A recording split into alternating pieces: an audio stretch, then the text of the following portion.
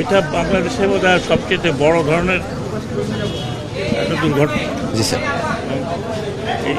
এই দুর্ঘটনাটা ঘটেছে, আপনারা জানেন, ডিটেল বলার দরকার নেই।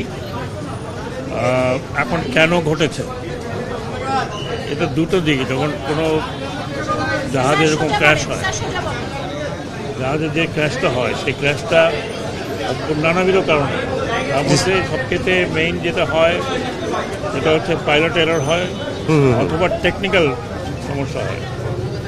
যদিও জাহাজগুলো পুরনো, মানে এগুলো ট্রেনিং জেট, যদিও এগুলো ফ্রেমটা পুরনো, কিন্তু আমার জানা মতে ফ্রেম পুরনো হলো এসবের যে এভিওনিক্স আছে, ভিতরে যে ইঞ্জিন এবং অন্যান্য কন্ট্রোল, এগুলো সবই কিন্তু আপডেট করা হয়, নতুন করে করা হয়। তার মানে 25 বছর 30 বছরের জাহাজ, মানে ওই 30 বছরটাই চলছে। ফ্রেমটা ঠিক আছে, বাট এভিওনিক্স।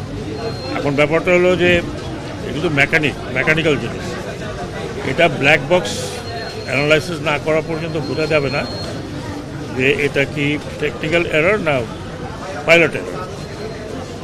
অনেক সময় পাইলট এররের জন্য হয়ে থাকে। এখন যিনি ফ্লাইট লেফটেন্যান্ট ছিলেন, উনিও মারা গেছেন এবং উনি খুব ট্র্যাজিক, তার কয়েক মাস আগে বিয়ে হয়েছে। একই রকম ট্র্যাজিক হচ্ছে যে বাচ্চাদের, তারা একদম মা বাপের একেবারে কী বলবো আদরের। অ্যাডাল্ট তো এখানে কমই আছে, 2-4 জন মধ্যে সিএমএটা আছে, আমি কালকে দেখতে যাবো।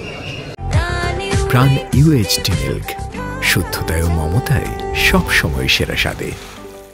খুবই ট্র্যাজিক এটা আপনাকে মনে রাখতে হবে। এখানে নাথিং টু বিশাল করে ব্রিফ করার কিছু নেই, আর এখানে নানান ধরনের গল্পেরও কোনো সুযোগ নেই। আমাকে যতটুকু বলা হলো যে এখানে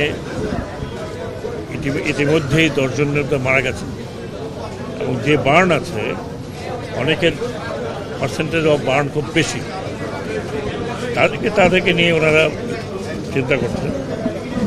কিছু বার্ন আছে যেগুলো ধরেন হয়তো লং টার্ম ট্রিটমেন্ট লাগবে, আর যেগুলো কম বার্ন আছে সরকারের তরফ থেকে বলা হয়েছে তাদের জন্য একটা টিম আসছে এবং সিঙ্গাপুর থেকে একটা টিম আসছে। সেই টিম তাদেরকে দেখে যদি দরকার হয় তাহলে তাদেরকে সিঙ্গাপুরে নিয়ে যাবে এয়ার অ্যাম্বুলেন্সে।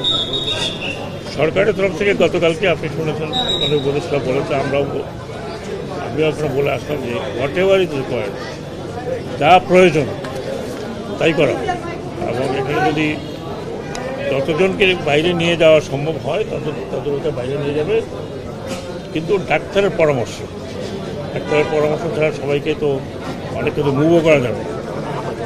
আবার এই লস, এই ক্ষতি তো অপূরণীয়, এটা তো কোনো কিছু করে পূরণ করা যাবে না।